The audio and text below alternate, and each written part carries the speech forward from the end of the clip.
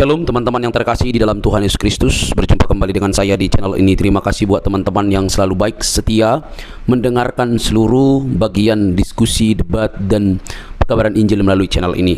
Jangan lupa bagikan kepada sanak saudara supaya ada banyak orang yang dicerdaskan dan dibukakan pikirannya. Kali ini teman-teman kita akan melihat bagaimana para polemikus ini yang notabene sudah belajar tentang Islam, Quran dan hadisnya, dan mungkin mereka sudah sangat begitu sibuk mendengarkan pemaparan-pemaparan para ustadz-ustadznya, tetapi kok masih ilmunya tanggung-tanggung atau mungkin juga buta begitu ya. Nah, ketika disampaikan fakta-fakta justru mengamuk, justru kepanasan, justru kesurupan, tidak mau terima fakta yang ada.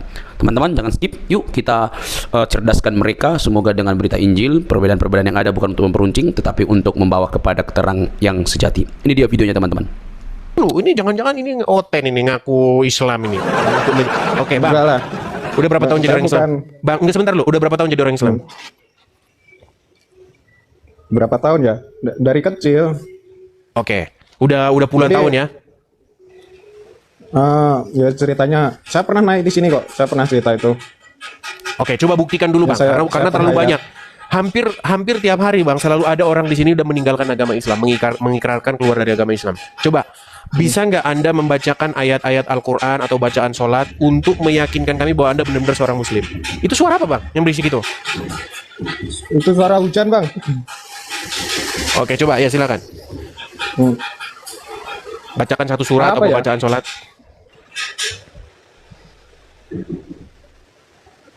Udah pada lupa sih, Bang. Noh, gimana masa lupa? Al-Fatihah, coba Al-Fatihah. Coba. Al-Fatihah. Yang gimana itu ya? Bentar. Al-Fatihah gimana? Ini orang nyamar ini Anda ini. Masa Enggak, Anda Bang. Islam nggak tahu Al-Fatihah? Bukan, saya kan nggak bilang. Coba baca KTP Al-Fatihah. ya. Coba baca KTP Al-Fatihah dulu. ya. Al-Fatihah itu yang Al-Fatihah yang biasa sih.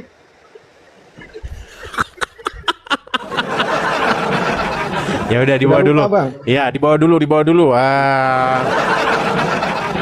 Ya nih, kalau saya jujur kan teman-teman, saya nggak mau teman-teman. Saya tidak mau ada orang itu menjelekkan agama Islam kalau dia bukan Islam betulan. Saya nggak mau. Masa orang Islam nggak tahu Al-Fatihah? Di mana? Di mana kamu ini? Kalau kamu Islam, masa kamu nggak ngerti Al-Fatihah? Ya, kamu saya simpulkan berarti oten, menyamar. Jangan begitu. Kita ini teman-teman, bagaimana kita ingin menyampaikan kebenaran kalau kita sendiri bohong? Coba. Apakah Anda nanti tidak mirip dengan Muhammad? Muhammad itu mengajarkan boleh berdusta dalam 3 hal, tetapi di detik yang sama dia mengajarkan kejujuran. Nah, coba. Bingung nggak kamu? Bingung. Iya.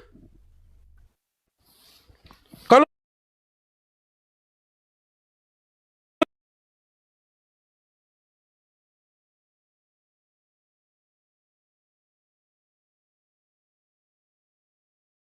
tidak dibolehkan, tapi di detik yang sama dia ngajarkan boleh bohong dalam 3 hal.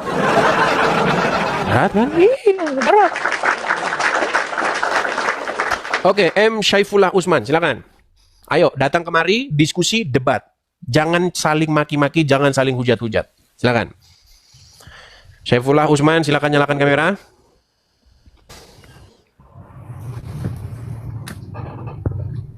Silakan. Ya, Bang Saifullah, saya tanya dulu, Bang. Anda Muslim ya, Bang? Muslim dong. Muslim, lihat tuh. Kalau Muslim tuh ngomongin Allah biasa sambil merokok dia. Ya kan? Karena memang lagi ngomongin Allah ya harus. Gitu. Kan itu kan lihat tuh tulisan Arab, Muhammad. Ini udah pasti. Ini biasanya ormas-ormas gini biasanya mereka akan memaksa melakukan sesuatu nih. Wah, kumpulan preman. Nah, silakan. Apa yang mau Anda sampaikan? Ya, maksud saya gini, Dis. Gimana? Ini kan negara kita ini kan negara beberapa agama kan. Nah, cobalah jangan saya nyong kasih tau Bang Edis. Janganlah kita saling seperti ini sesama agama. Saling seperti apa? Saya tanya apa, Bang? Saling seperti apa? Kita saling menghujat, saling memecah. Nggak Bang. bagus, Dis. Bang, di mana saya menghujatnya, di mana saya memecahnya? Justru di sini saya mengajarkan kepada kalian untuk jadi orang waras. Kenapa orang mengeluarkan statement pendapat dia dipolisikan? Sekarang saya tanya dulu, jangan-jangan nggak tahu. Mereka ini teman-teman kadang-kadang suka nggak tahu topik tapi ikut ngomong. Sebentar, saya tanya dulu. Saifullah, dengarkan dulu Saifullah. Saya tanya dulu, apakah Anda dari NU atau Muhammadiyah? Nggak ada di mana-mana. Oke, Anda tahu nggak kasus yang menimpa Panji? Tahu. Apa Terus kasusnya? Apa kasusnya? ada hukum Bang Adis. Ya, apa Kalau kasusnya? enggak, maksudnya apa? Kan udah saya bilang kan? Sudah saya bilang. Udah saya bilang. Banyak orang kesini nggak ngerti masalah, nggak ngerti apa, ikutan ngomong. Sama seperti orang demo. Orang demo itu yang suka pakai daster-daster itu yang suka teriak-teriak Allah Akbar gitu di jalan. Coba tanyain, "Bang, demo, Bang?" "Iya." "Emang demo apa yang didemoin, Bang?" "Ah, kagak tahu, gua mah kesini cuma makan nasi bungkus doang." Berat, berat. Bagaimana kamu datang ke sini tapi kamu nggak tahu apa yang lagi dipermasalahin? Saya tahu. Kau Oke, apa yang lagi dipermasalahin? Coba, apa yang dipermasalahin? Saya cuma pengen ngasih tahu Bang Adis. Saya baru masuk nih. Saya sering ngikutin Bang Edis kan di sini. Nah, saya cuma mau ngomong, janganlah kita seperti itu. Kita ini umat. Kok janganlah seperti itu, Bang? Saya ini menyampaikan sesuatu supaya apa? Supaya bangsa kita ini cerdas. Kalau ada orang menyampaikan pendapatnya, ada orang menyampaikan sesuatu apa yang dipikirkannya, kenapa harus dilaporkan polisi? Dia bilang begini, Panji itu bilang begini, Bang. Orang yang sholatnya nggak pernah bolong, apakah dia otomatis dia orang baik? Kata Panji, ya enggak. Coba sekarang saya tanya, apakah betul orang kalau rajin sholat, Anda rajin sholat nggak? Tanya. Bang, mau sholat atau mau enggak, itu nggak bisa dijadiin apa ya? Ininya dia. Nanti Tuhan aja, nggak ada ukuran dengan Nah, manusia, kalau Bang. begitu kamu sepakat dengan saya. Kalau begitu kamu sepakat dengan saya. Lalu kenapa dilaporkan polisi? Kenapa dilaporkan polisi? Bang, yang ngelaporin siapa juga. Nanti kan bisa Yang gini, melaporkan itu katanya Angkatan Muda Nahdlatul Ulama, katanya. Tetapi dikonfirmasi oleh para petinggi-petinggi Nahdlatul Ulama, katanya nggak ada itu Angkatan Muda Nahdlatul Ulama. Makanya ini serba bingung ini. Ini kenapa sih negara kita ini kok gini terus nih? Dari dulu begini. Kapan kita ini mau maju? Benar, Dis. Kalau itu aku setuju. Kalau tujuannya Dis untuk di negara kita diperbaiki, saya setuju, Bang Dis. Iya, makanya seperti itu. Kenapa umat Islam itu nggak mendidik orang-orangnya, agamanya, biar tidak sikit-sikit lapor polisi, sikit-sikit demo. Apa sih? Coba. Umat Islam, orang Islam yang seperti itu juga ke agama lain, saya juga setuju. Saya biasa kok ngomong kayak gitu juga. Cuma ini bahayanya nanti ke anak-anak kita. Ini nanti kasihan kan, Indonesia ini mau kemana, Bang Dis? Kalau Ya secara justru agama itu, Bang. Justru itu yang saya utarakan selama ini. Coba bagaimana ada seorang yang Panji ini Muslim. Lo ingat loh, Panji ini dia seorang Muslim ini. Dia bukan Kristen. Dia hanya mengatakan kalau orang rajin sholat itu tidak membuktikan bahwa orang itu baik. Nggak ada hubungannya gitu loh. Coba. Nah, saya setuju kalau itu, Dis. Tapi tujuannya kalau itu. Tapi jangan sesama membicara masalah Muhammad, Allah, atau Yesus, atau apa, kita saling menghujat. Loh, Kita itu sama-sama juga justru orang-orang yang seperti ini, orang-orang yang tidak menerima pikiran orang lain, pendapat orang lain, nggak menerima itu haknya. Kita juga nggak harus sama.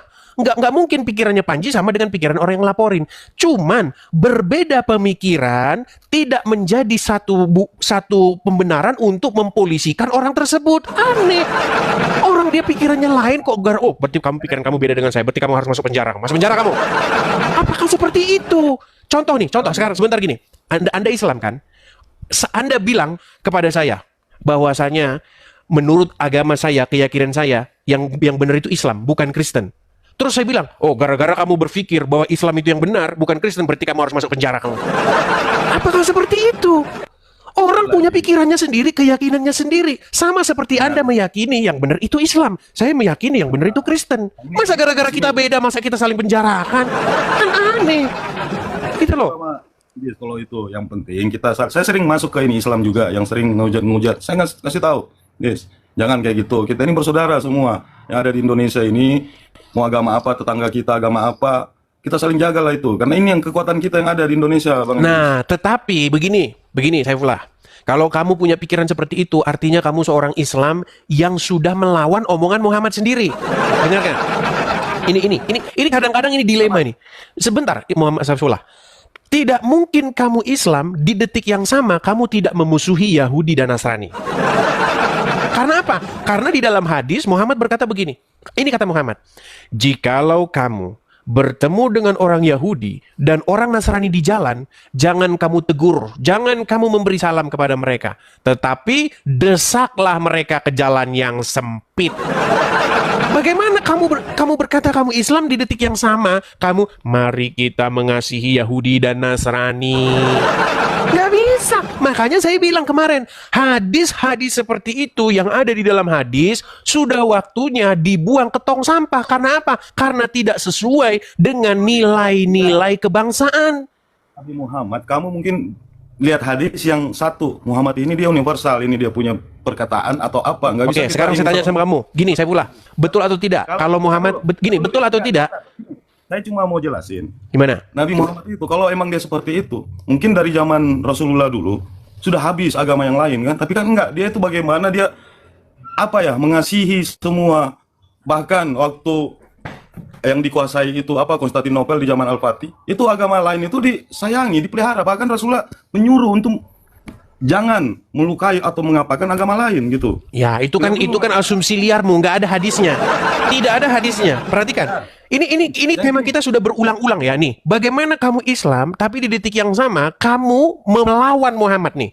Perhatikan nih. Apa kata Muhammad di dalam hadis nih? Ini loh, baca dulu. Saifullah, kita jangan omong kosong nih, perhatikan. Janganlah engkau mendahului orang Yahudi dan Nasrani dalam mengucapkan salam. Selanjutnya apa dikatakan nih? Perhatikan. Apa katanya nih? Dikatakan bahwasanya jikalau kamu bertemu dengan orang Yahudi dan Nasrani, maka desaklah mereka ke jalan yang sempit. Nih, perhatikan. Nih. Perhatikan. Cara menghimpit mereka nih.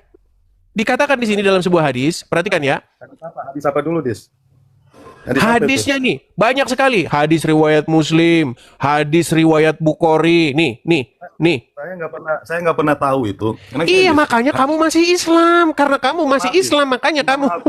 Hadis itu juga sekarang kan banyak. Nah, berarti kamu setuju hadis-hadis seperti ini harus dibuang ke tong sampah? Nah, setuju kalau memang itu salah, Dis. Iya, oke baik, ucapkan sama saya. Yuk, ayo. Saya balik kamera saya, coba ucapkan. Saya setuju bahwa hadis-hadis yang tidak sesuai dengan nilai-nilai kebangsaan harus dilempar ke tong sampah. Ayo, silakan. Yang saya maksud sekarang hadis ini banyak hadis-hadis yang sesat. Sama iya, makanya saya bilang, berarti coba kamu ungkapkan nih. Kadang-kadang kamu munafik loh. Kamu bilang, mari kita junjung tinggi kebangsaan. Kamu bilang, hadis-hadis banyak yang sesat, hadis-hadis banyak yang palsu. Tapi kenapa kamu tidak ngomong, mari teman-teman, kita buang hadis-hadis yang seperti ini ke tong sampah. Coba ayo, bilang. Ayo. Kalau memang itu, gini Dis, saya nggak bilang seperti itu. Kenapa? Kalau memang kebenarannya hadis itu nggak memang hadis yang palsu, Dis, yang nggak usah dipakai. Hadis ini tidak palsu, Bang Saifullah. Anda ini makanya kita ini cuman hanya lip service, mulut manis doang, nggak ada ini nih. Saya tunjukkan ya. Kok bisa kamu bilang hadis ini palsu? Lihat nih, perhatikan. Ya, apa dikatakan? Apa dikatakan nih? Perhatikan nih, bahwa Rasulullah SAW bersabda, janganlah kalian memulai salam kepada kaum Yahudi dan jangan pula kaum Nasrani dengan ucapan salam. Jika kalian menjumpai salah seorang di mereka di suatu jalan, himpitlah ia ke pinggir. Tuh disuruh dihimpit itu. Bagaimana kamu bisa mengatakan mari kita bersatu sebagai warga negara Indonesia, mari kita bangun bangsa ini, tapi ada ajaran kayak begini? Gimana? Lihat beberapa hadis tentang agama yang ada sama yang dikeluarkan Rasulullah itu. Jadi kamu setuju dengan hadis itu? Saya nggak pernah baca hadis itu, Dis. Makanya kamu masih Islam. Udah, saya pulang. Udah, kita munafik di sini kalau kayak begini caranya. Kita munafik-munafikan. Loh, banyak orang seperti itu. Ngomong mari kita saudara, mari kita begini, mari kita begitu. Tapi hadisnya tidak diberesin. Selama hadis-hadis seperti itu masih ada, ya akan ada terus orang yang seperti itu. Penyebabnya apa sih? Penyebabnya adalah pengajaran itu. Percuma kita manis-manis di bibir. Kita saudara sebangsa setanah air. Bagaimana kita mau saudara sebangsa setanah air? Tetapi itu yang kau pelajari di rumah. Gimana? Teman-teman ya, saya sangat setuju. Saya sangat setuju dan saya mengalami sendiri. Banyak orang Islam yang baik. Banyak, nggak terhitung. Teman-teman saya yang Islam yang baik-baik banyak jumlahnya. tahu itu karena mereka belum baca itu. Coba kalau mereka baca itu. Kiamat tidak akan terjadi sampai kaum muslimin membunuh orang-orang Wahyudi. Coba. Ada hadisnya. Tidak akan terjadi hari kiamat sebelum kaum muslimin membantai orang-orang Wahyudi. Bahkan pohon-pohon, batu-batu akan berkata, "Hei kaum muslimin, di belakangku ada Wahyudi, bunuhlah mereka." Kecuali pohon korgot, karena pohon korgot adalah pohonnya orang Yahudi. Coba. Entah apalah itu pohon korgot, pohonnya orang Yahudi. Saya agak sedikit pusing. Dan gini loh teman-teman, ini sudah waktunya nih orang-orang muslim yang cerdas, kaum cendekiawan muslim, orang-orang muslim terpelajar berbicara. Kenapa kalian tidak bersuara, menyuarakan? Ada lagi pohon korgot. Pohon korgot itu apa pohon korgot itu? Coba kita cari dulu pohon korgot. Nanti dibilang saya mengada-ngada. Karena banyak orang berpikir saya itu katanya omong kosong. Apa itu pohon korgot? Pohon korgot. Apakah pohon korgot itu? Pelindung Wahyudi di akhir zaman. Saya balikin dulu kamera saya. Jangan dibilang saya ngarang-ngarang, saudara-saudara. Ini pohonnya Wahyudi nih. Orang Yahudi aja sekarang udah punya pohon sendiri. Nih. Pohon korgot. Pohon pelindung umat Wahyudi di akhir zaman. Di akhir zaman, batu-batu dan semua pohon bisa berbicara, menunjukkan keberadaan orang Wahyudi yang bersembunyi, kecuali pohon korgot nih. Sadis kan? Ini adalah sebuah gambaran bagaimana sebenarnya Islam itu adalah sebuah agama yang sangat membenci orang-orang Wahyudi. Digambarkan dalam hadis ini loh. Ya. Disebutkan dalam hadis nubuah pohon korgot atau juga dijuluki pohon Yahudi yang menjadi pelindung bagi umat Yahudi di akhir zaman. Di dalam kitab Al-Mu'jam Wasit disebutkan tinggi pohon korgot antara 3 meter dan berduri dan seterusnya dan seterusnya. Pohon ini diyakini akan tumbuh di wilayah Baitul Maqdis atau wilayah Palestina saat ini dan akan menjadi pelindung bagi Wahyudi. Dari Abu Hurairah radhiyallahu anhu, sesungguhnya Rasulullah bersabda, artinya kiamat tidak akan terjadi sehingga kaum muslimin memerangi Wahyudi, lalu kaum muslimin akan membunuh mereka sampai-sampai setiap orang Wahyudi bersembunyi di balik batu dan pohon. Tetapi batu dan pohon itu berkata, "Wahai muslim, wahai hamba Allah, ada Wahyudi di belakangku, kemarilah dan bunuhlah dia, kecuali pohon korgot. Karena ini adalah pohon Wahyudi." Tuh, lihat itu. Apakah hadis-hadis seperti ini yang kalian baca sehingga kalian sangat membenci Wahyudi? Benderanya sampai diinjak-injak. Kebencian-kebencian yang seperti ini yang kalian baca, teman-teman. Apa salah Wahyudi? Masa gara-gara Wahyudi tidak menerima Muhammad sebagai nabi langsung begitu? Coba ayo. Kita diskusi dengan baik. Ya. Saya balikan dulu kamera saya lagi. Kita kasih naik ada... Sebentar ya. Kita kasih naik ada... Sebentar, kita cari yang muslim-muslim ya. Agi Febriawan. Silakan. Agi Febriawan. Silakan. Silakan Agi. Oke, Bang. Oke, Bang Agi, saya tanya dulu Bang Agi. Abang muslim, Bang? Muslim, Bang. Oke, silakan Bang. Apa yang mau Bang sampaikan? Menyikapi masalah perilaku seorang muslim yang misalkan tidak sesuai dengan ketentuan yang ada di muslim, memang itu patut disalahkan. Jadi itu bukan dari ajaran, tapi memang oknum. Semua polisi juga baik, tapi kan ada juga oknumnya yang tidak baik. Oke, jadi tidak bisa dipukul rata. Jadi menurut Anda, Bang, orang-orang Islam yang melaporkan Panji ini menurut Anda itu adalah oknum?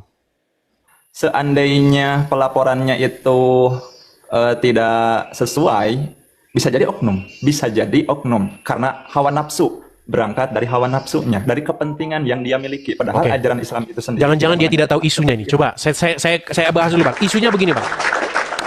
Jadi Panji dia ini adalah seorang stand up komedian. Tahu ya Panji ya, artis ya. Oke, ya tahu. Oke. Panji manusia milenial nih. Kalau manusia milenium itu yang zaman saya masih kecil ya. Gini. Jadi dia itu bikin pernyataan begini. Emang masa iya memilih pemimpin itu berdasarkan sholatnya nggak pernah bolong? Lalu dia bilang, apa kalau sholat nggak pernah bolong, otomatis baik? Ya enggak, kata dia. Masa memimpin seorang pemimpin berdasarkan sholat? Lalu dia bikin perumpamaan. Contoh, dibuka lowongan pilot. Syarat, tidak pernah meninggalkan sholat. Bayangin, ada bikin lowongan pilot, syaratnya tidak pernah meninggalkan sholat. Bayangin, lagi mau take off, dipanggil Allahu Akbar, Allahu Akbar. Oh bentar, pemirsa, ding dong. Para pemirsa, penumpang 737, Boeing 737, berhubung jam sholat, maka rapatkanlah saf. Maka, apa nggak bubar itu pesawat kan? Makanya, hal-hal seperti ini kan konyol gitu loh. Masa memilih pemimpin berdasarkan sholat? Ada lagi nih, banyak, bukan cuma berdasarkan sholat. Ada yang mengatakan masuk begitu pegawai atau jikalau hafal Al-Quran. Masa iya sih? Kadang-kadang kita ini sudah overdosis gitu loh. Overdosis yang nggak ada kaitannya. Jadi gini ya Bang ya, Silakan. saya kalau di agama yang saya pahami, memang kalau memilih pemimpin itu, ini menurut Muslim ya, diutamakan itu harus dari seorang Muslim dulu gitu. Tapi karena kan Islam itu mengajarkan kebaikan. Sedangkan kalau misalkan orang-orangnya itu tidak sesuai dengan apa yang ditunjukkan oleh aturan Islam, ya sebenarnya nggak jadi masalah juga sih, walaupun itu bukan dari non-Muslim. Yang penting dia amanah, melaksanakan konstitusi sesuai dengan ketentuannya. Bukan, jangan ke situ dulu Bang. Jangan ke situ dulu. Tema kita ke sini dulu. Apakah benar Bang bahwa sholat yang rajin, sholat yang tidak pernah bolong mengindikasikan bahwa seseorang itu baik? Belum tentu. Nah, setuju kan? Berarti karena Anda setuju dengan Panji, maka Anda harus dilaporkan polisi juga. Karena apa? Karena ini namanya menista agama Islam. Iya. Apa nggak seperti itu nih, yang seperti ini? Kenapa menurut Anda nih? Anda sudah mengaku itu, bahwa itu orang-orang yang lapor tuh kayaknya orang-orang yang terlalu overdosis. Apa pesan Anda nih kepada umat supaya umat itu sekarang lebih baik menjawab kritik daripada memenjarakan orang yang mengkritik? Silakan. Gimana Bang?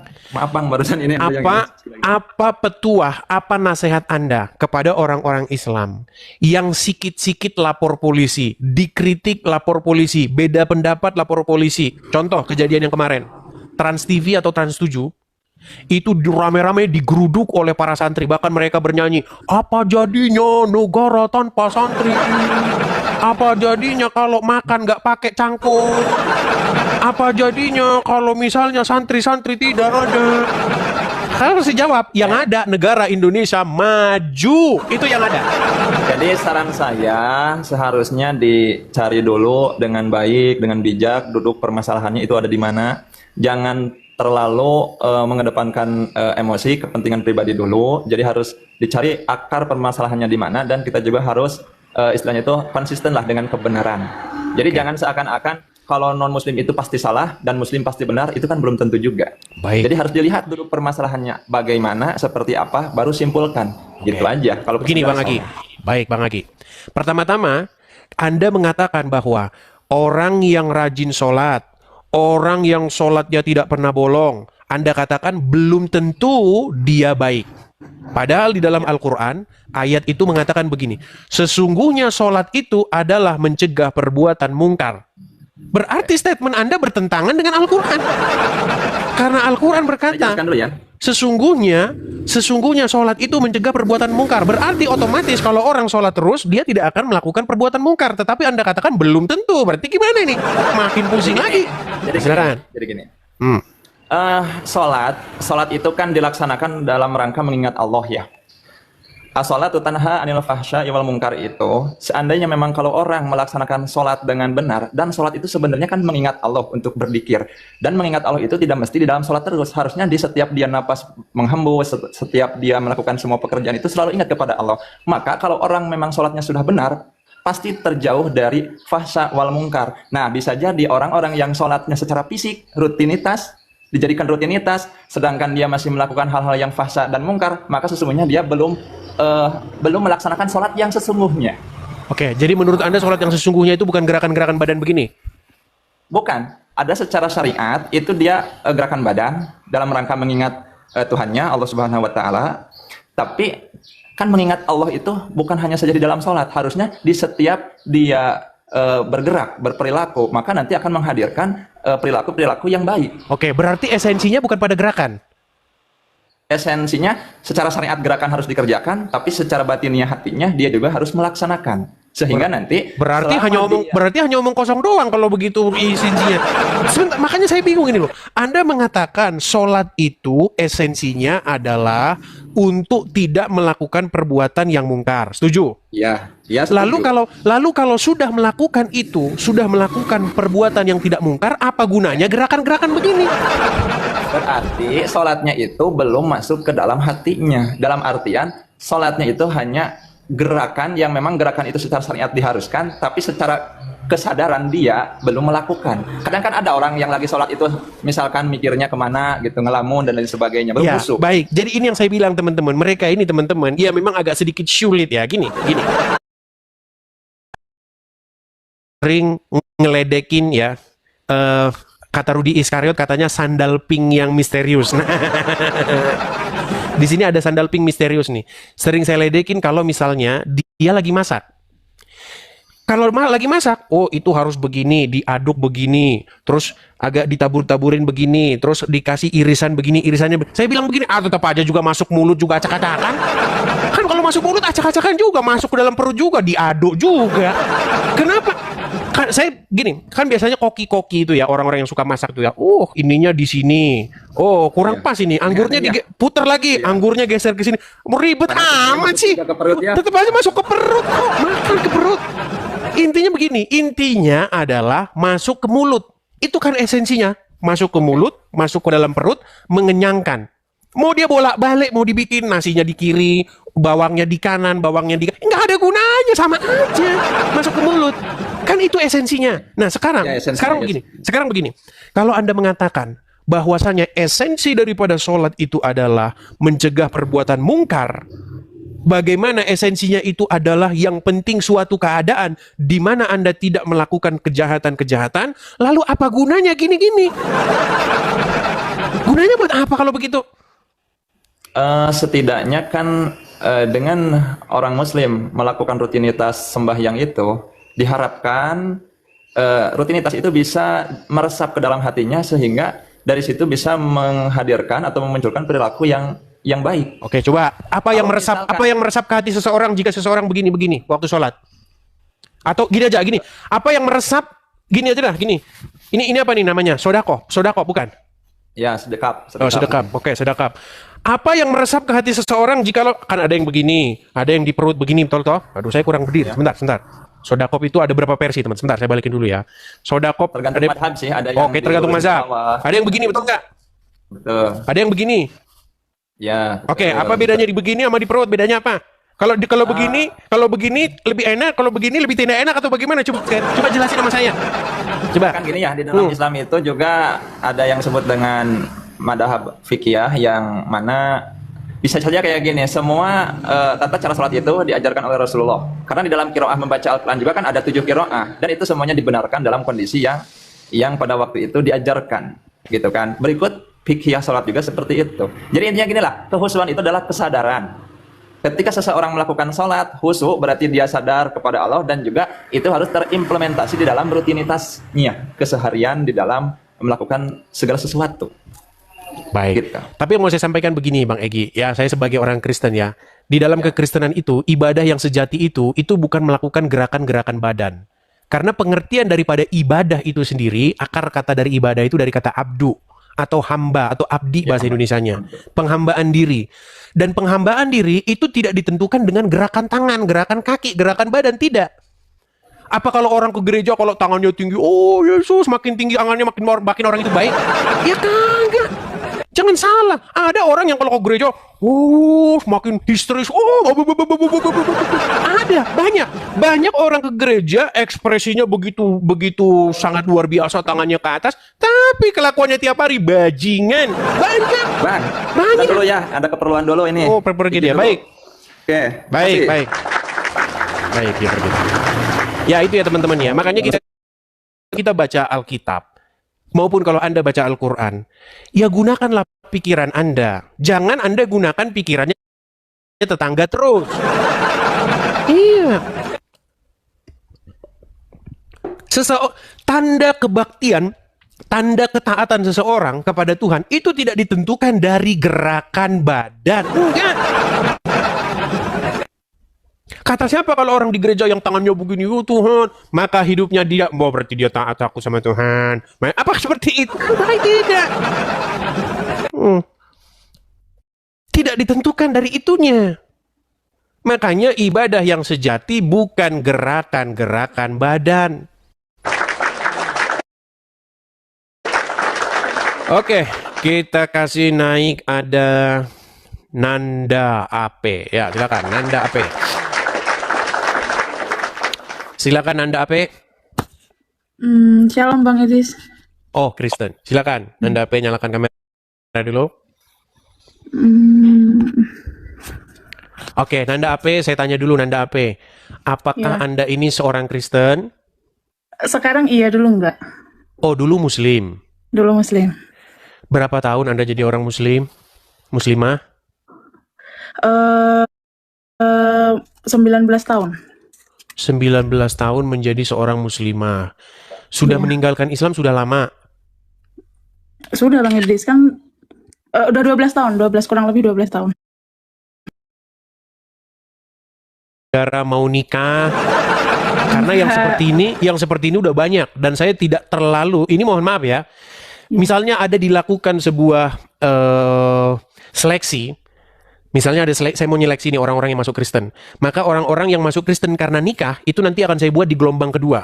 Kenapa saya bilang begitu? Karena saya tidak terlalu menganggap ini adalah orang-orang yang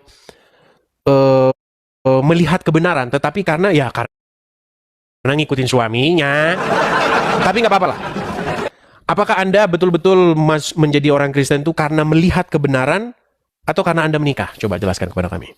Pada awalnya itu kami waktu berteman, dia sering ngajak ke gereja. Waktu awalnya itu kami aku berpikir cuma nemani nggak apa-apa kali ya kayak gitu. Cuman setelah kami sampai di gereja, saya sendiri pun bingung kenapa kok kayak mau nangis. Padahal itu kan musiknya itu kan kalau di gereja Betani kan musiknya itu kan apa ya, kayak happy gitu. Tapi kok aku kayak mau nangis, kayak tersentuh hatinya. Tapi aku pada saat itu aku bingung itu apa kayak gitu, kenapa saya seperti ini kayak gitu. Terus setelah lagi ada datang minggu depannya lagi, saya malah minta kayak besok aku temani lagi ya. Oh, tapi itu. dites dulu nih, teman-teman minta tes dulu nih. Coba kalau memang benar-benar pernah menjadi seorang muslimah, pastilah ingat doa-doa sholat, doa masuk kamar mandi, doa mau ini, coba silakan. Kami pengen dengar, mau ini, mau itu, kan ada itu doa-doanya, coba. Mungkin doa Al-Fatihah kali ya? Silakan. Bisa. Al-Fatihah, a'udzubillahi minasyaitonirrajim, bismillahirrahmanirrahim, alhamdulillahirabbil alamin, arrahmanirrahim, maliki yaumiddin, iyyaka na'budu wa iyyaka nasta'in, ihdinas siratal mustaqim, siratal ladzina an'amta 'alaihim, ghairil maghdubi 'alaihim waladdallin. Walad dolin apa artinya? Nggak tahu. Nggak tahu.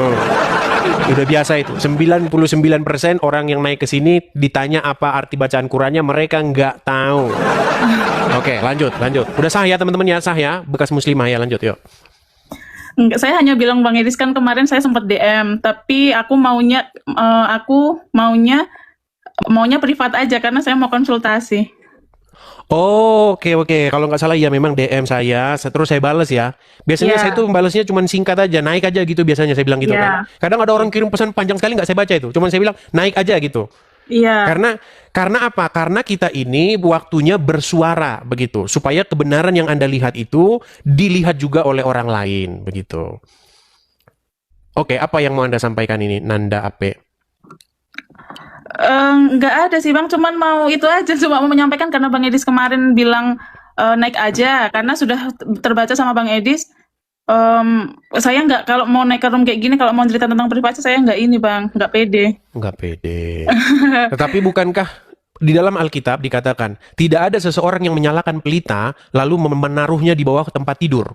Tetapi pelita itu harus ditaruh di atas. Supaya apa? Supaya pelita itu menerangi semua tempat. Nah, itu berbicara mengenai kebenaran itu jangan ditaruh di dalam di bawah kolong begitu. Tetapi kebenaran itu harus disiarkan, dipancarkan dari atas-atas gunung dan atas-atas bukit. Supaya apa? Supaya banyak orang mendengar begitu. Tetapi kalau Nanda tidak tidak nyaman, mungkin boleh mempersiapkan diri lagi di lain kesempatan. Saya juga nggak mau memaksakan.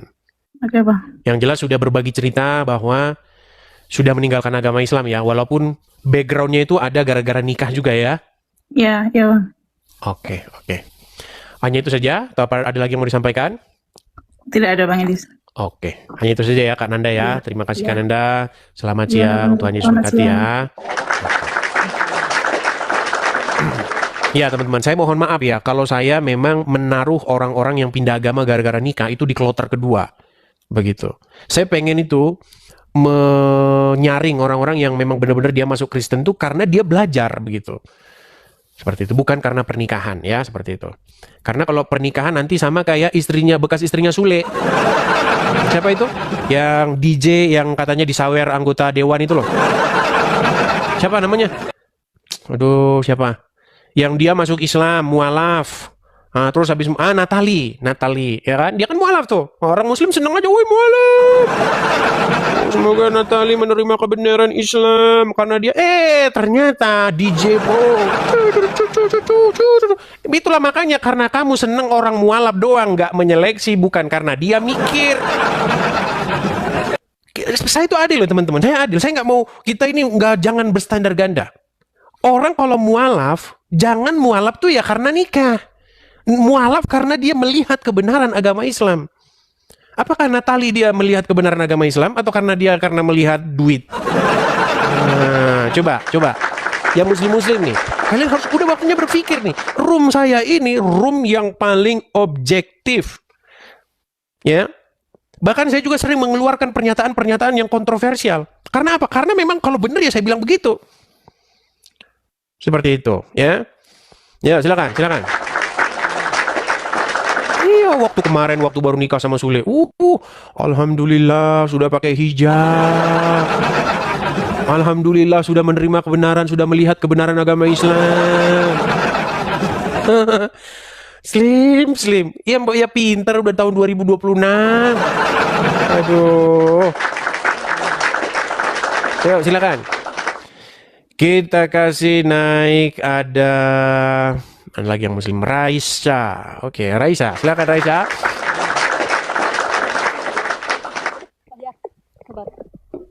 Selamat siang Raisa. Ya, muslimah. Suaramu putus-putus nih, tidak kedengeran. Oh, dengar nggak? Oke, sekarang mantap. Sekarang kedengeran. Ya, silakan.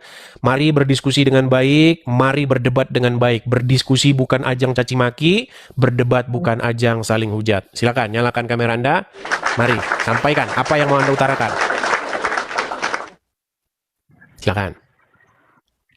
Assalamualaikum. Anda mengucapkan assalamualaikum kepada saya. Tidak boleh Islam mengucapkan assalamualaikum kepada non-muslim. Tidak boleh. Dari mana hadisnya? Mana hadisnya? Baik, saya tunjukkan. Sabar ya teman-teman ya. Karena banyak orang muslim itu dia... Sahabat Nabi mengucapkan assalamualaikum kepada setiap orang yang dijumpai, termasuk kepada Yahudi. Karena dia tidak percaya sama Muhammad. Nih saya tunjukkan. Apakah boleh mengucapkan salam kepada orang non-muslim? Ya. Lihat ya, saya balikkan kamera saya. Oke. Kalau kita ketik di Google, nih ya. Boleh nggak mengucapkan salam kepada orang-orang non-muslim? Perhatikan. Lihat ya. Hadis yang melarang mengucapkan salam kepada Yahudi dan Nasrani. Lihat ya. Nih. Dalam hadis riwayat Muslim melalui Abu Hurairah. Apa katanya? Jangan memulai mengucapkan salam kepada orang Yahudi dan pula kepada orang Nasrani. Kalau kamu menemukan salah seorang di antara mereka di jalan, maka desaklah ia ke pinggiran. Jelas kan? Tidak boleh mengucapkan salam. hukum mengucapkan salam kepada Nabi Musa adalah makruh. Bukan salam. Hadisnya mana? Itu kan kata ulama. Memangnya Islam sekarang Muhammad sudah kadaluarsa sehingga itu yang kamu baca itu hukum mengucapkan salam kepada non muslim makruh, itu bukan kata Muhammad, kata ulama. Assalamualaikum katanya itu damai, bukan ucapan yang seperti bagaimana. Artinya adalah damai. Emangnya salah ya kalau saya mengucapkan ya saya dan abang pun dalam keadaan ya berdamai, enggak salah kan? Oke, sekarang saya tanya dulu, apa arti assalamualaikum? Assalamualaikum. Arti assalamualaikum Google dulu. adalah semoga kedamaian dan rahmat dan berkahnya. Bang, saya bukan orang yang hafal Al-Quran. Baik, nggak apa-apa. Saya bukan hafal Al-Quran, tapi sebisa abang bertanya sama saya, insya Allah sebisa mungkin saya menjawab. Baik. Yang pengetahuan saya. Baik. Arti assalamualaikum artinya adalah kesejahteraan atau salam sejahtera semoga melimpah atasmu. Itu artinya. Artinya semoga kedamaian rahmat curah kepadamu. Baik. Itu artinya. Sekarang yang menjadi pertanyaan adalah apakah Muhammad membolehkan orang-orang Islam mengucapkan salam kepada orang Yahudi dan Nasrani menurut hadis tadi? Menurut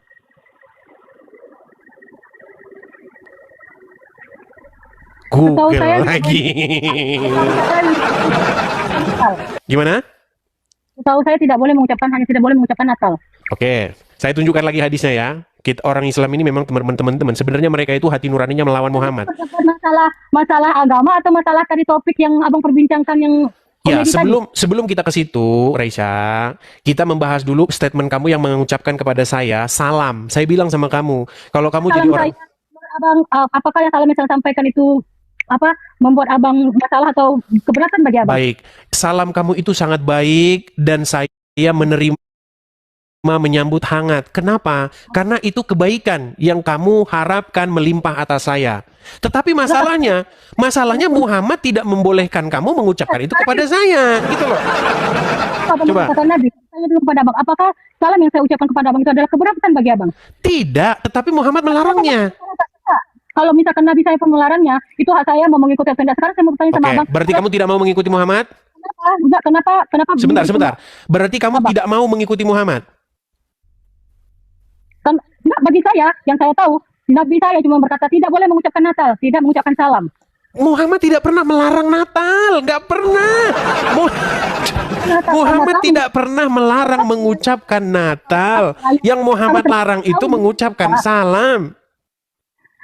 Bang, sudah jelas. Kalau kamu mengucapkan, berarti kamu sama dengan merayakan. Kamu berarti termasuk salah satu kaumnya juga. Oke, apakah kamu tahu bahwa menurut Al-Quran bahwasanya Isa itu adalah anak Allah? Enggak, Allah tidak diperanakan dan Allah tidak beranak. Allah itu tunggal. Baik, kalau saya buktikan bahwa Allah punya anak di dalam Al-Quran, gimana? Apakah kamu mau meninggalkan agama Islam siang hari ini? Yang mana? Baik.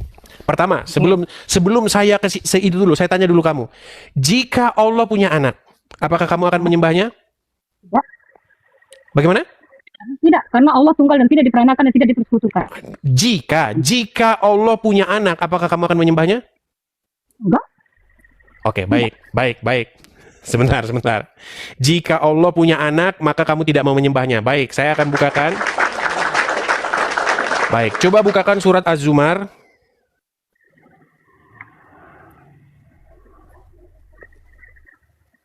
Az-Zumar. Surat Az-Zumar ayat yang keempat. Az-Zumar ayat 4.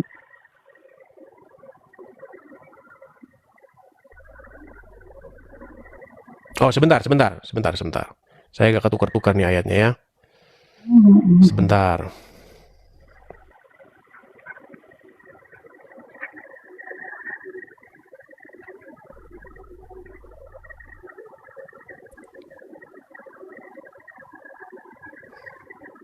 Sabar ya.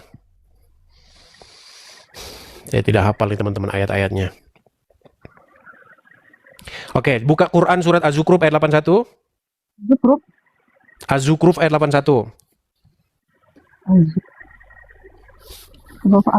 Ayat 81. Ayat 81. Tadi kamu berkata kalau Tuhan punya anak, kamu tidak mau menyembahnya ya? Oke. Apakah itu? Isinya, katakanlah, hai Muhammad, jika benar Tuhan yang Maha Pengasih mempunyai anak, akulah orang pertama yang menyembah itu. Tapi Oke, kenyataannya Tuhan sebentar. Tenang. Tadi saya tanya sama kamu, Risha. Kalau Tuhan punya anak, ini kalau nih. Apakah kamu akan menyembahnya? Kamu bilang, tidak. Walaupun dia punya anak, saya tidak akan menyembahnya. Tapi di dalam surat Az-Zukhruf ayat 8, katakanlah wahai Muhammad, jika Tuhan yang Maha Pemurah punya anak, maka akulah Muhammad orang yang akan menyembah anak tersebut. Berarti kalau Allah punya anak, kalau Tuhan punya anak, maka kamu harus menyembah anak tersebut seperti Muhammad menyembahnya. Setuju? tidak setuju. Karena di sini tertulis, jika benar ya, akulah yang menyembah. Berarti tidak Ini ada. berat ini teman-teman, ini berat. Risa, coba dengerin.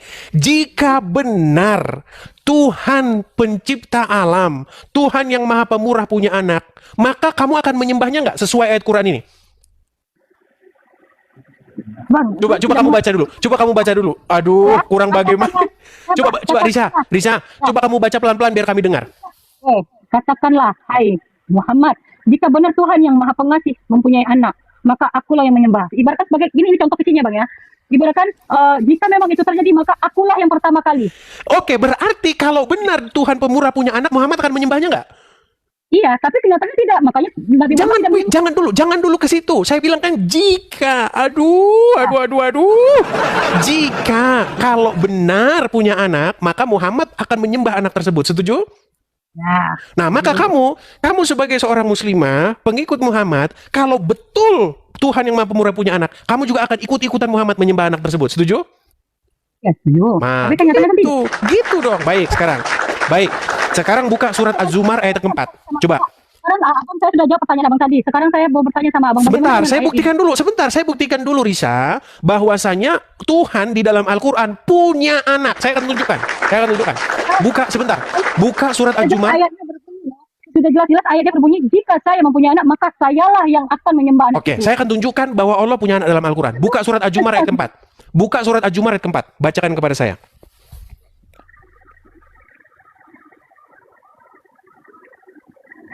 Nah, oke.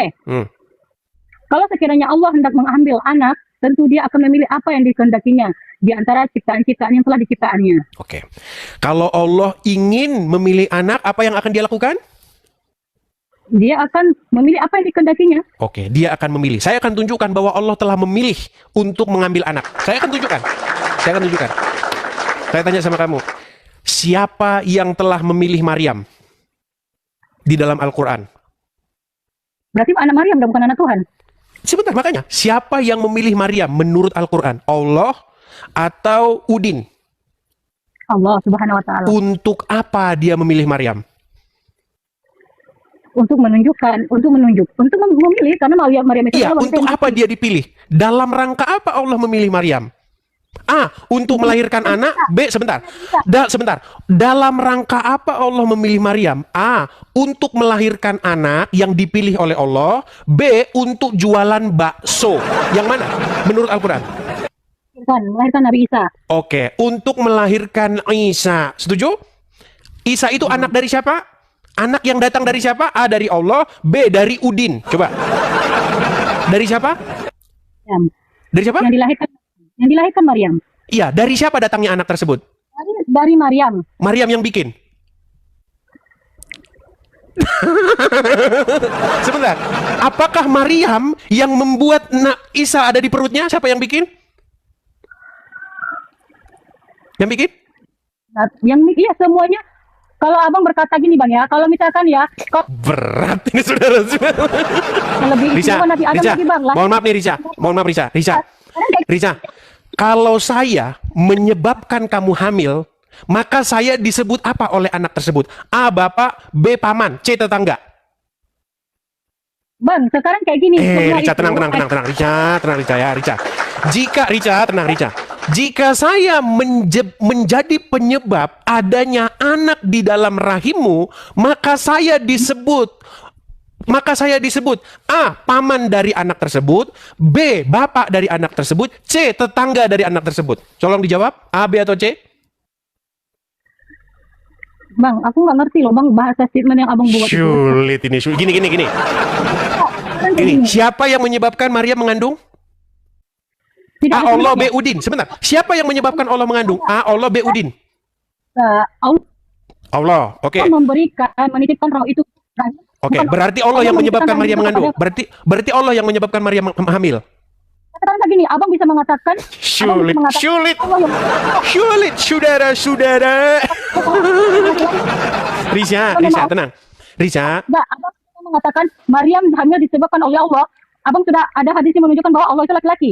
sebentar. Siapa yang menyebabkan Maryam hamil? Allah, Maryam tidak hamil disebabkan siapa-siapa.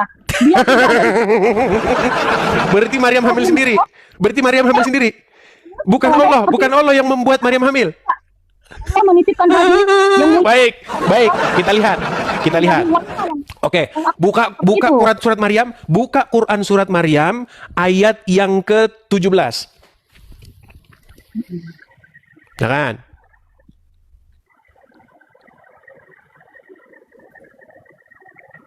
Dia berusaha mengasingkan diri dari manusia dan menjadi diri untuk beribadah kepada Allah. 18. Dia siapa? Dia Maryam ya? Jika engkau takut kepada Allah, maka janganlah mendatangiku. 19.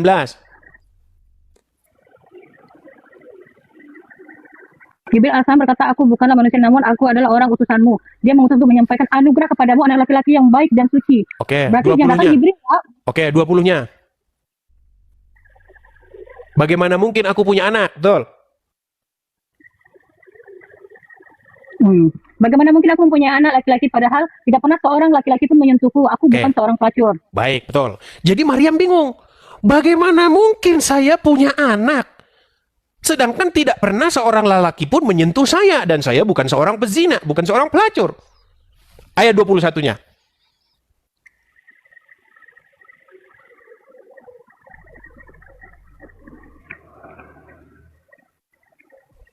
Jibril berkata, demikianlah Tuhanmu berfirman, hal itu sangat mudah bagiku agar kami menjadikan sebagian tanda kebesaranku bagi manusia rahmat Oke, dari kami. berarti siapa yang menyebabkan Maryam mengandung? Itu kan suatu suatu kebesaran Iya, Tuhan. berarti siapa yang membuatnya? Yang membuat dia tidak ada dibuat siapa-siapa. Sulit ini. Rizya, hal itu adalah mudah bagi Tuhanmu. Siapa Tuhannya Maryam? Tanda kebesaran Tuhan. Iya, Tanda berarti yang membuat Maryam mengandung untuk menjadi tanda kebesarannya siapa? Tuhan. Allah Subhanahu wa Oke, Ta'ala. baik. Perhatikan surat Az-Zumar ayat yang keempat tadi. Jika Allah ingin mengambil anak, maka Dia akan memilih. Setuju? Nah, sekarang Allah memilih Maryam. Untuk apa Dia memilih Maryam? Masa untuk jualan bakso? Tidak. Tetapi untuk melahirkan anak yang telah dipilih dan ditetapkan oleh Allah. Setuju? Ayat Az-Zumar ini bukan berarti hanya untuk Coba Maryam. baca dulu. Baca lagi Az-Zumarnya, baca. Az-Zumar keempat, baca. Hendak mengambil anak, tentu dia akan memilih apa yang dihendakinya antara cita-cita yang dipilihnya. Abang tahu nggak, ayat ini bisa tertuju untuk orang yang kehilangan anaknya. Untuk orang tua yang kehilangan anaknya. Itu loh. Karena Coba baca yang baik. Coba, jika Allah ingin mengambil anak, maka Dia akan memilih sendiri. Setuju nggak? Dia akan pilih anak bagi Dia. Kalau Dia mau ngambil anak, Dia akan pilih anak bagi Dia. Setuju? Nabi Isa bukan anak, adalah melainkan utusan. Nabi Isa Oke, tidak baik. pernah Sekarang saya tanya, dari mana? Tidak Oke, dari mana Isa bisa masuk ke dalam rahimnya Maryam? Dari Allah atau dari Udin? dari Allah dan kebesaran Allah. Apa Oke, yang nggak bisa dari berarti Isa anak daripada Allah. Setuju? Ya, bahwa Isa tidak pernah. Sulit, saudara-saudara. Risha, Isa anak yang datang daripada Allah atau Isa anak yang datang daripada Udin? Sekarang saya tanya. Di dalam surat Maryam ayat yang ke-17 itu dikatakan, innama ana rasulu li ahaba laki gulaman zakian. Sesungguhnya saya ini utusan Rasul dari Tuhanmu untuk memberi kamu seorang anak laki-laki yang suci. Anak laki-laki yang benar. Anak laki-laki yang suci itu datang dari siapa? Jelas, dia mengatakan saya utusan, bukan anak Tuhan. Iya. Itu bukan Isa yang berkata, itu Jibril yang berkata. Ketika Ruhana. Coba baca dari ayat 16-nya coba. Maryam 16 coba baca. Isa tidak pernah mengatakan bahwa dia anak Tuhan. Coba baca surat Maryam ayat 16. Baca dulu. Setelah Nabi Muhammad, kisah Maryam dalam kitab Al-Quran, yaitu ketika dia mengasingkan diri keluarganya ke suatu tempat di sebelah timur. Oke, ayat 17-nya. Lalu kami mengutus ruh kami, betul? Sampai selesai.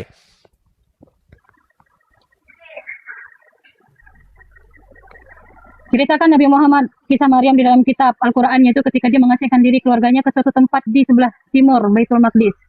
Sudah ayat 16 itu. 17. Surat Maryam, dia beruzlah mengasingkan diri dari manusia dan menyendiri untuk beribadah kepada Allah. 17-nya. Ayat 17. Oke, 18-nya. Maryam terperanjat dan takut sebab melihat jelmaan Ibril. Dia berkata, sesungguhnya aku berlindung kepada Allah yang maha pemurah daripadamu. Jika kamu seorang bertakwa kepada Allah, maka jauhkanlah diriku karena aku sudah memohon perlindungan kepada Allah. Oke. Berarti ada seseorang yang datang kepada Maryam, betul? Oke, apa kata orang tersebut yang datang kepada Maryam tersebut? Apa omongan dia? Dia akan menitipkan roh janin ke dalam rahim Maryam. Oke, baiklah, walaupun itu katamu sendiri, tapi dalam Al-Quran berkata begini, sesungguhnya saya ini adalah salah satu kebesaran kami. ya, sesungguhnya saya ini adalah utusan Allah kepadamu untuk memberi kamu seorang anak laki-laki yang suci. Betul? Dan salah satu bentuk Oke, kebesaran kami. anak laki-laki yang suci itu datangnya dari Udin atau dari Allah? Dari Maryam dan Allah yang memberi anak itu. Oke, datangnya dari siapa? Datangnya dari Allah. Datangnya yang dari datang oleh Allah. Maryam. Berarti Isa adalah anak yang dari Allah. Setuju? Anak dari Maryam. Sulit ini, sulit. Maryam itu hanya tempat untuk melahirkan sosok Isa. Isa itu gini loh. Isa gini, apakah Maryam berhubungan badan? Sebentar. Apakah Maryam berhubungan badan dengan laki-laki? Tidak. Oke, berarti anak laki-laki itu datangnya dari Allah, betul? Betul. Nah, berarti Isa itu anak yang dari Allah. Setuju? Kita semua dari Allah, Bang. Isa dulu. Jangan kita semua. Ini Isa, dengar. Isa adalah seorang anak yang datang dari Allah dimasukkan ke dalam rahim Maryam. Setuju? Dari Maryam. Anak Isa adalah anak dari Maryam. Berarti Maryam kawin. Tidak, anak tidak kawin. Sulit ini berat. Risha, saya cuma mau bilang sama kamu begini, Risha. Saya harus mengembalikan kamu ke dalam surat Az-Zukhruf. Yesus mengatakan bahwa dia anak Tuhan, dia mengklaim diri dia anak Tuhan. Saya mau tengok apa. Itu loh, Al-Qur'anmu tadi sudah bilang, Risha, bahwasanya Isa itu adalah anak yang daripada Allah. Anak dari Allah disebut Isa bin Allah, Isa anak Allah. Gimana sih? Hadisnya yang mengatakan mengklaim Isa adalah anak saya, tapi Risha, saya tanya sama kamu. Betul tidak, Risha? Betul tidak kamu adalah anak dari bapakmu?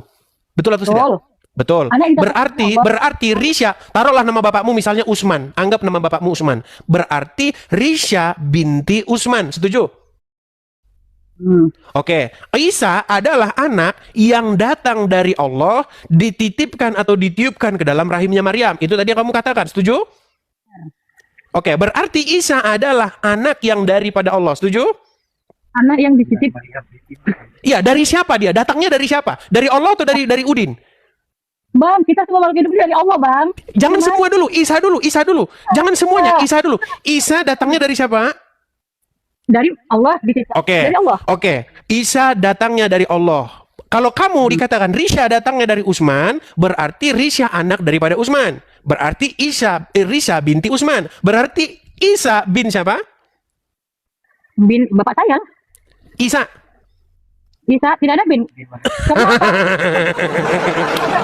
Sulit ini saudara-saudara, sulit. Oke lah, Risha, saya nggak mau memaksakan. Gini, saya cuma mau bilang sama kamu begini.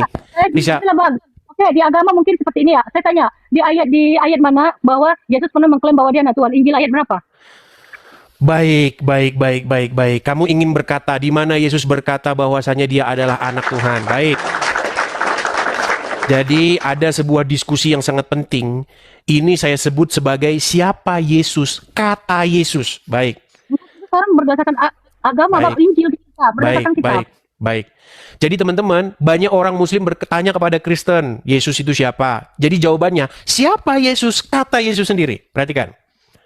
Perhatikan. Jadi kita itu jangan katanya, tapi harus kata Tuhan Yesus sendiri. Nih. Di dalam Markus pasal yang ke-16 ya, dalam Injil Markus pasal yang ke-16, tapi akan saya baca satu perikop saja. Saya balikan kamera saya. Oke. Baik. Nih ya. Ayat berapa Bang sih boleh buka di sini? Markus, Injil Markus pasal yang ke-16. Pasal 16 ya. Markus pasal. Nah, kita mulai dari ayat yang ke-13 ya. Kita mulai dari ayat 13. Nih. Setelah Yesus tiba di daerah Kaisarea Filipi, ia bertanya kepada murid-muridnya, kata orang, siapakah anak manusia itu? Anak manusia itu merujuk kepada Yesus ya. Jawab mereka, ada yang mengatakan Yohanes Pembaptis, ada juga yang mengatakan Elia, ada pula yang mengatakan Yeremia atau salah seorang dari para nabi. Lalu Yesus bertanya kepada mereka, tetapi apa katamu? Siapakah aku ini? Maka Simon Petrus ini adalah murid yang sangat menonjol ya. Bahkan dia itu adalah seorang kepala gereja pertama. Ya, pemimpin jemaat yang perdana nih.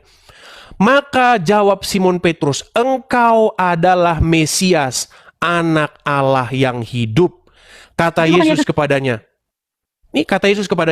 berbahagialah engkau Simon bin Yunus, sebab bukan manusia yang menyatakan itu kepadamu, melainkan Bapakku yang di surga. Ini jelas nih, ya, pernyataan Yesus sendiri. Siapa Yesus? Kata Yesus, Yesus adalah Sang Mesias, anak Allah yang hidup. Gitu. Nah, coba saya pengen kamu baca lagi surat Az-Zumar. Sebentar, baca surat Az-Zumar tadi, ayat yang ke ini. Az-Zumar ayat yang keempat tadi. Saya pengen itu penutupnya dari diskusi kita. Yesus bertanya ke muridnya, lalu muridnya yang mengatakan Yesus anak Allah. Berarti bukan Yesus mengatakan bahwa Yesusnya anak Allah, bukan dia mengatakan dirinya ini. Ya, apa kata Tuhan Yesus kepada Simon? Berbahagialah engkau Simon bin Yunus, sebab bukan engkau yang menyatakan diri, bukan engkau yang menyatakan itu, tetapi Bapakku yang di surgalah yang menyatakan itu kepadamu. Itu jelas bahwasanya Yesus adalah Sang Mesias, anak Elohim yang hidup. Sekarang nih. Menurut surat Az-Zumar, saya bacakan ya. Sebentar, Risa, kamu jangan mengeraskan hatimu. Menurut Muhammad, akal wanita itu hanya separuh. Separuhnya lagi nggak tahu kemana. Kemungkinan digondol sama tikus. Bentar. Nih, saya akan bacakan kepada kamu ya. Surat Az-Zumar, ayat yang keempat. Nih ya. Biar kita jangan berdebat kusir terus. Perhatikan. Oh, surat Az-Zukhruf ayat 81 tadi. Coba, gimana? Az-Zukhruf 81, baca. Baca surat Az-Zukhruf 81 tadi, tolong. Katakanlah Nabi Muhammad, jika benar Tuhan yang Maha Pengasih mempunyai anak, akulah orang pertama yang menyembah anak itu. Nah, jadi terbukti bahwasanya Tuhan yang Maha Pemurah punya anak, yaitu Yesus, dan kalian wajib menyembahnya seperti kata Muhammad. Ya, itulah pesan saya kepada kamu. Abang enggak. Berarti gini Bang, berarti Yesus itu bukan Tuhan. Dia hanya anak Tuhan kan? Begini. Apa sih pengertian Tuhan itu? Tuhan itu kan Tuan. Tuhan sama Tuan itu kata yang sama. Yaitu sesuatu yang kepadanya kita menundukkan diri, menaklukkan diri untuk mengikuti apapun katanya. Contoh. Risa, kalau kamu taat, takluk, tunduk, patuh, mengikuti iblis, menurut Al-Quran, maka iblis itulah yang menjadi Tuhanmu, yang menjadi tuanmu. Kenapa? Karena kamu menyerahkan ketaklukan dan ketundukanmu kepada sang iblis. Nah, kalau pertanyaanmu, apakah Yesus itu Tuhan atau Tuan? Ya, iya. Karena kita wajib menaklukkan diri, taat, patuh, tunduk, mengikuti apapun kata dia. Nah, masalahnya, kamu sebagai Muslim, kamu menyerahkan ketundukan dan kepatuhan dan ketaklukanmu, mengikuti apapun katanya, mengikuti Muhammad. Makanya menurut perspektif Al-Quran dan Alkitab, kamu menuhankan Muhammad. Bagaimana cara kamu menuhankan Muhammad? Yaitu dengan cara menundukkan dan menaklukkan diri kamu kepadanya, sehingga apapun kata Muhammad, kamu harus kerjakan. Tapi kalau menurut saya Tuhan dan Tuhan itu berbeda Bang. Kalau Tuhan itu zat yang sempurna yang memberikan ekspresi kepada. Itu terjemahan. Di dalam bahasa Arab, masalahnya begini Resya. Quran tidak ditulis dalam bahasa Indonesia. Alkitab tidak ditulis dalam bahasa Indonesia. Mereka ditulis dalam bahasa Arab dan bahasa Yunani. Di dalam bahasa Arab tidak ada kata Tuhan, Resa. Di dalam bahasa Arab ada nggak huruf T-U-H-A-N? Ada nggak? ini Yesus itu Tuhan atau tidak? Atau hanya utusan atau hanya anak? Jadi Reza, pertanyaan tadi kan saya sudah bilang sama kamu, Reza, Yesus Apa? itu Tuhan, Bapa di surga itu Tuhan, Roh Kudus itu adalah Tuhan. Di dalam agama Islam, Muhammad itu Rob, Allah itu Rob, dua-duanya juga Tuhan. Kenapa Tuhan? Karena kamu patuh tunduk takluk kepadanya. Kamu nggak nyambung-nyambung, Reza. Reza, coba kamu jawab singkat dulu nih, Reza. Gini, ada nggak huruf Tuhan? Gini, coba gini aja. Kamu buka Al-Quran, gini. Ketika kamu buka Al-Quran, ada nggak di situ huruf Tuhan? Ada nggak? Begini. Sekarang saya bertanya, bagaimana dalam kehidupan ada dua Tuhan? Dalam rumah tangga aja ada dua kepemimpinan aja, itu sulit loh. Terus bagaimana dengan Lukas ayat 4 yang tulis Baik. itu berkata, ada tertulis engkau harus menyembah Tuhan Allahmu dan Baik. hanya kepada Dia adalah engkau berbakti. Pertanyaan yang mantap. Pertanyaan yang bagus. Di dalam rumah tangga saja, kalau ada dua Tuhan, dua pemimpin, maka itu akan kacau balau. Nanti Tuhan yang satu sama Tuhan lainnya berbeda pendapat, gontok-gontokan. Perhatikan. Jadi, Tuhan Yesus itu bukan Tuhan yang lain. Tetapi Tuhan Yesus adalah Tuhan yang datang, yang diutus oleh Bapa di sorga. Lalu, apakah Tuhan Yesus dengan Tuhan Bapa di sorga gontok-gontokan? Ini jawabannya. Perhatikan. Jawabannya ada, nih. Makanya Alkitab kami ini mengajarkan tauhid. Nah, cuman banyak orang yang bikin agama Kristen itu jadi nggak tauhid. Nih, saya tunjukkan. Saya balikan kepada kamu ya.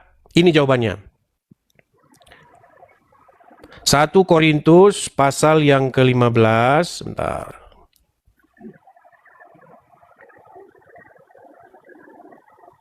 Berarti kalau Isa itu utusan, Bang, berarti betul yang dikatakan Islam bahwa Isa itu hanya utusan, bukan anak Tuhan.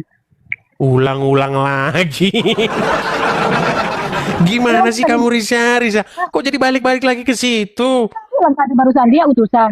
Ya, berarti betul lah dalam Islam kan memang dia utusan, bukan anak Tuhan. Baik, saya akan tunjukkan ya sebentar.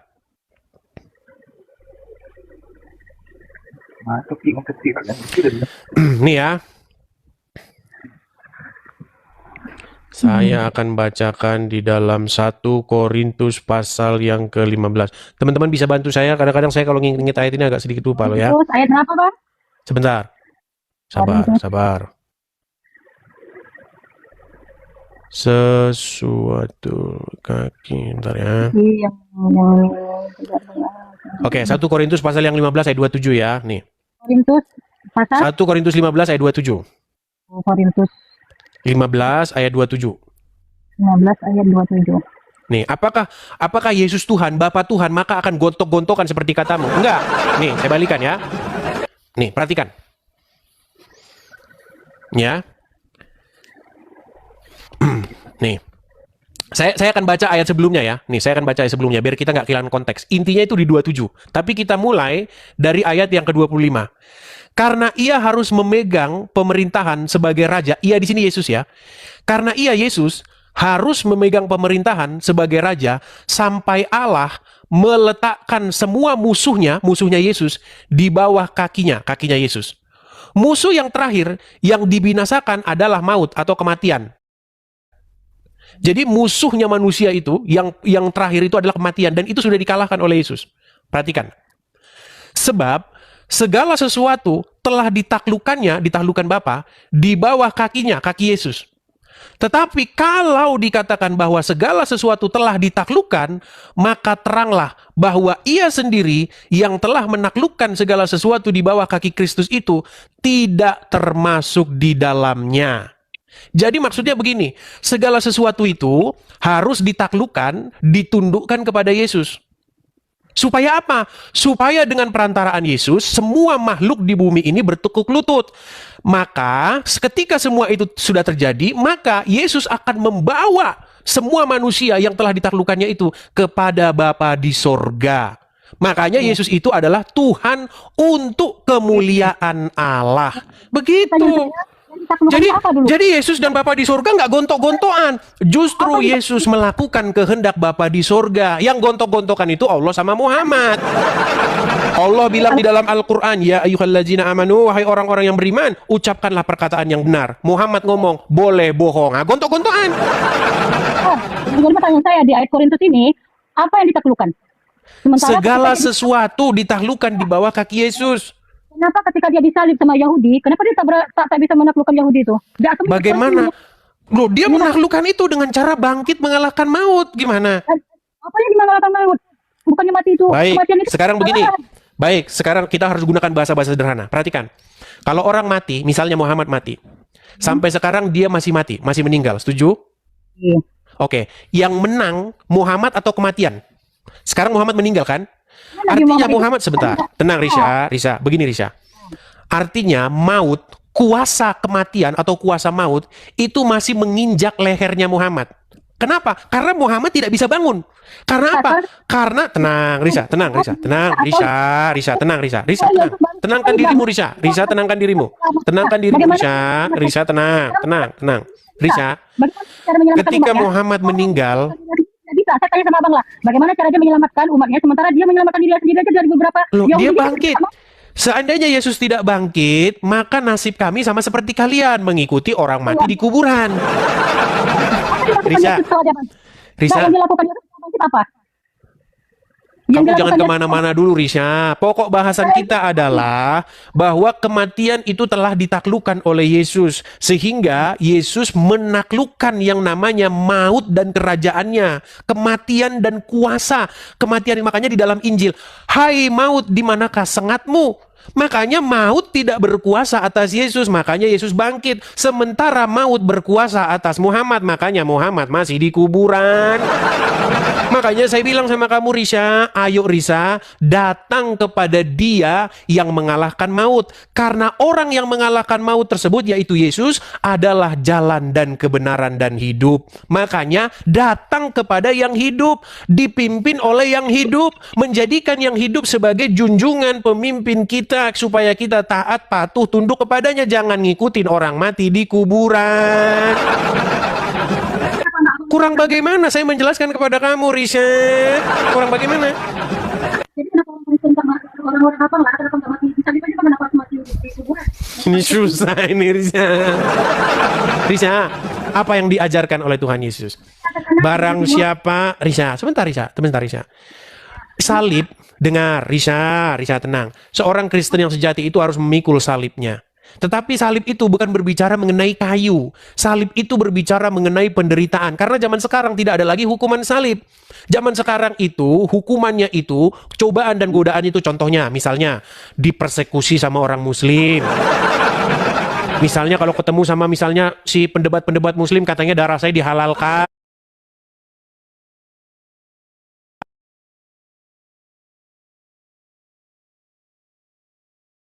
Ketemu dengan mereka, katanya mereka itu, videonya udah saya upload tuh, awas kamu ya kalau ketemu dengan saya. Nah itu, berbicara tentang salib itu jangan kamu kecilkan saja kayu balok seperti itu zaman dulu, karena sekarang udah nggak ada lagi hukuman salib.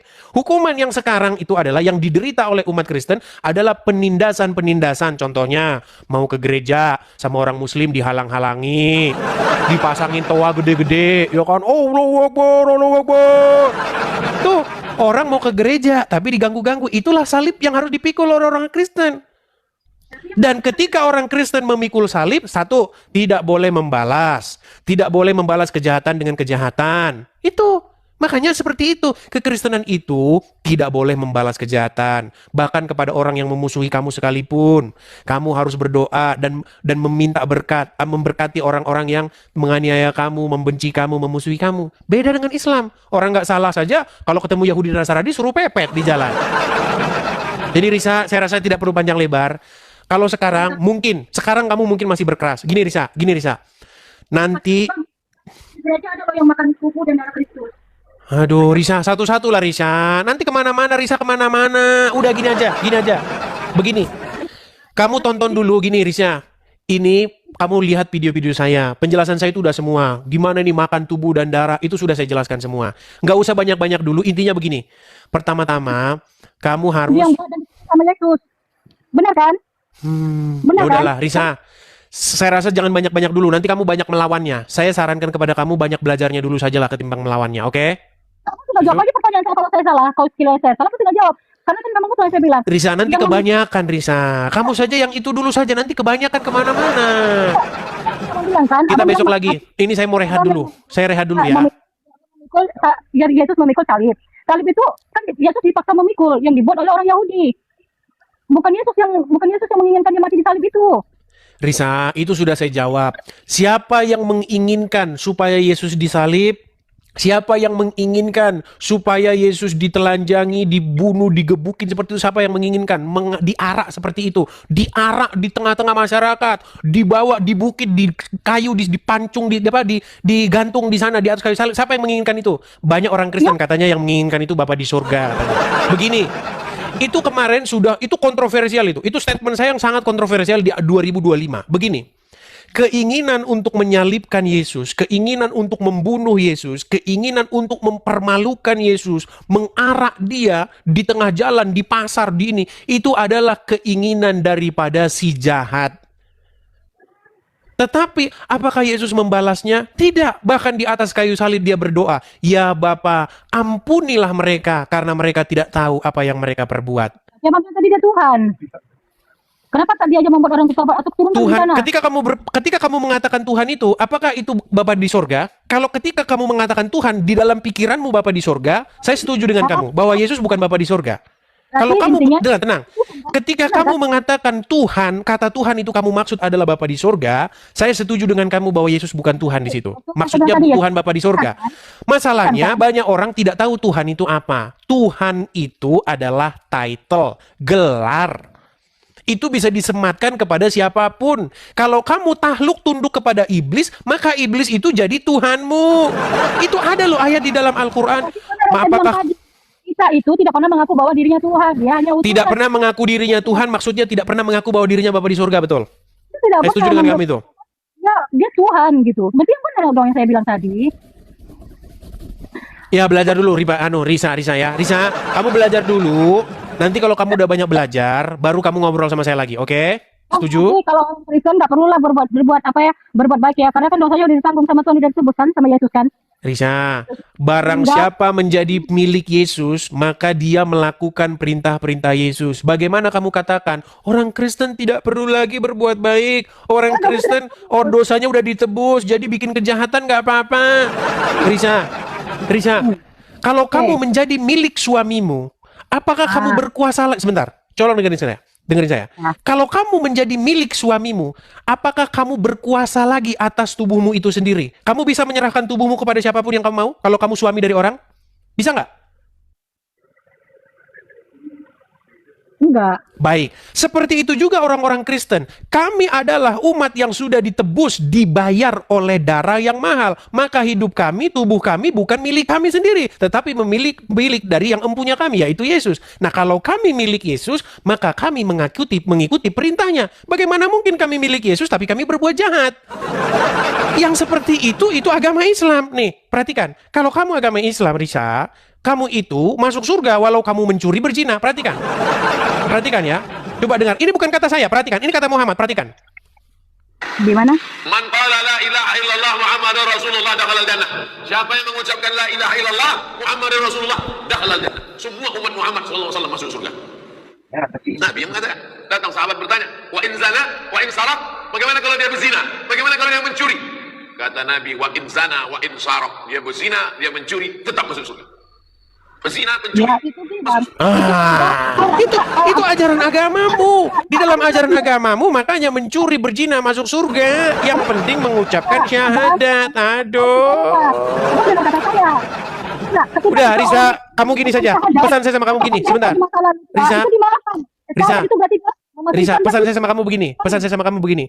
Ini video kita, Risa, tenang, Risa. Ini saya sudah mau istirahat. Gini. Video ini, aduh, Risa, video ini saya simpan. Astaga.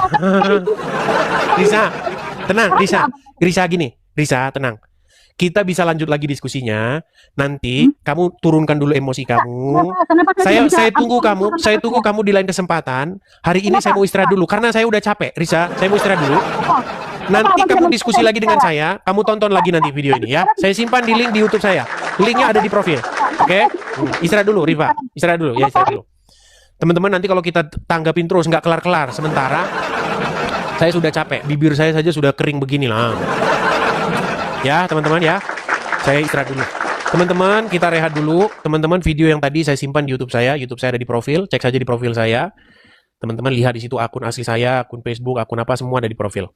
Teman-teman sekalian, saya rasa itu saja dulu. Sampai ketemu lagi di diskusi-diskusi selanjutnya. Teman-teman support, dukung channel ini ya teman-teman ya. Tap-tap layar, share, bagikan, klik love orange dan ikuti channel yang asli ya. Teman-teman, bagi teman-teman yang memiliki finansial yang berlebih, teman-teman juga bisa mensupport channel ini supaya channel ini terus mengudara. Dukung terus program saya, program Edis TV, diskusi lintas agama yang santun, tidak hujat-menghujat, tidak maki-memaki. Berdebat keras tapi tidak menghujat. Berdiskusi tetapi tidak mencaci maki. Ya teman-teman ya. Support program ini teman-teman. Silakan tangkap layarnya. Kalau teman-teman ada berkat berlebih, teman-teman bisa support saya. Karena teman-teman, program-program pengadaan kita, acara seperti ini itu juga memerlukan biaya ya teman-teman ya. Jadi kalau teman-teman ada berkat berlebih, teman-teman bisa support saya di situ. Atas nama Edis Butar. Hati-hati teman-teman, banyak penipuan-penipuan. Kalau bukan yang di atas ini, itu sudah pasti akun palsu. Karena ada yang motong video saya ini, kemudian nanti ditempelin dengan rekening orang, ditempelin dengan kiris orang ya. Saya nggak pernah ada kiris-kirisan. Ya, jadi teman-teman hati-hati dengan penipuan-penipuan. Kalau teman-teman mau support saya, di sini.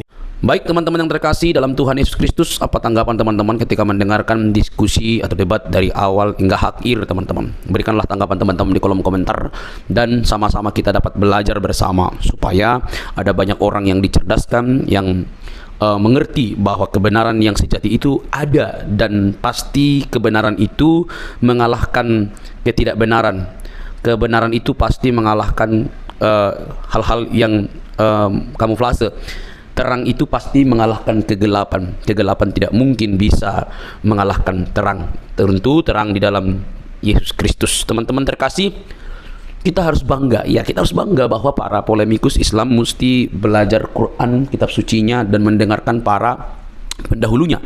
Bahkan kalau kita boleh jujur, mereka harus mengikuti sang baginda sebagai tauladan yang harus diikuti. Semua kehidupan sang baginda mesti diikuti mereka, seharusnya begitu. Mulai dari dia belajar atau menyampaikan isi Quran, atau juga mempraktekkan seluruh isi Quran, dan bahkan apa yang ditulis dalam hadis-hadis, bagaimana moralnya, bagaimana dia pernikahannya, semua harus diikuti karena itu bagian yang tidak bisa dilepaskan daripada umat muslim. Tetapi alangkah sangat disayangkan bahwa mereka tidak siap dengan semua itu. Mereka hanya mencari hal-hal yang cocok. Kalau nggak cocok ya dibuatlah berita, oh itu hadis doib dan lain sebagainya. Nah, notabene teman-teman, ketika sang apologetik Kristen yang menurut pengakuannya itu dia sudah 13 tahun mempelajari Quran, ya saya itu luar biasa. Kalau 13 tahun berarti kita bayangkan itu hampir tamatlah dia SMP belajar Quran, membaca, dan mungkin kalau itu benar berarti dia lebih tajam dan lebih intens membaca Quran begitu ya. Tapi itu kan pengakuannya. Tapi boleh teman-teman pertimbangkan melalui apa yang ia sampaikan ketika berdebat atau berdiskusi dengan para polemikus, para ustadz. Bahkan dia dengan berani terang-terangan mengundang Ustadz Abdul Somad, Ustadz Adi Hidayat, dan ustadz-ustadz lain untuk masuk berdebat dengan dia. Ya, itu dirinya, artinya dia sudah memiliki persiapan yang sangat begitu matang, baik berupa pertanyaan-pertanyaan yang mesti ditanya kepada ustadz-ustadz yang notabene itu di Indonesia sangat digemari oleh banyak orang. Bahkan ustadz sekelas Juma aja minggir, ya kan? Nah, teman-teman, saat berbicara tentang Alkitab, mereka ini kan sangat begitu bebas. Tetapi saat berbicara tentang Al-Quran, mereka itu pasti kepanasan. Saat berbicara Alkitab atau kekristenan, maka itu disebut dakwah bagi mereka. Tetapi saat berbicara tentang Islam atau Quran dan hadis, maka itu penistaan bagi orang Kristen. Miris memang teman-teman. Nah, tapi kita tidak fokus di situ. Kita masuk kepada poin bahwa apa yang ditanya oleh apologetik ini hanya bisa dijawab dengan kemarahan oleh para polemikus. Hanya bisa berputar, hanya bisa memunculkan urat lehernya sebesar mungkin, tanda mereka tidak siap menjawab apapun yang dipertanyakan oleh apologetik ini. Harusnya mereka kan memiliki waktu untuk menjawabnya dengan baik supaya bisa menerangkan seperti ini loh yang benar. apa yang kamu argumentasikan itu salah, ini yang benar, ini yang tepat. Mestinya kan seperti itu. Tetapi yang kita dapatkan justru berbeda, saudara-saudara. Itu sulit sekali, sulit banget. Karena apa? Karena ketika ditanya mereka nggak ngerti, maka yang terjadi adalah urat lehernya membengkak, tanda kemarahan, napasnya terengah-engah, begitu ya. Nah, teman-teman yang terkasih dalam Tuhan Yesus Kristus, dari sini kita bisa melihat dengan terang bahwa mereka tidak siap sama sekali, mereka tidak tahu, bahkan mungkin juga mereka perlu belajar. Sebenarnya tidak perlu marah, tidak perlu baperan, mereka hanya perlu belajar. Dan dia dengan terang-terang berkata, nanti undang Ustadz Juma. Ya Ustadz Juma aja lari kok, gitu ya. Lari kok, jadi mau undang di mana? Ya, oke teman-teman. Tapi yang terpenting adalah kalian harusnya fokus dengan agama kalian, begitu ya. Jangan sampai kalian suka membahas agama orang lain tetapi tidak mau dikritisi oleh kekristenan atau ditanyakan justru ngamuk-ngamuk ya. Bagi kekristenan, iman itu sudah final dalam Kristus Yesus, tidak ada keraguan di sana, tidak ada kebimbangan di sana, tidak ada kepalsuan di sana. Karena Kristus itu firman menjadi manusia, pribadi kedua Allah Tritunggal itu firman menjadi manusia, diam di antara kita, dan kita telah melihat kemuliaannya yang diberikan oleh Bapa kepada dia. Dia juru selamat itu.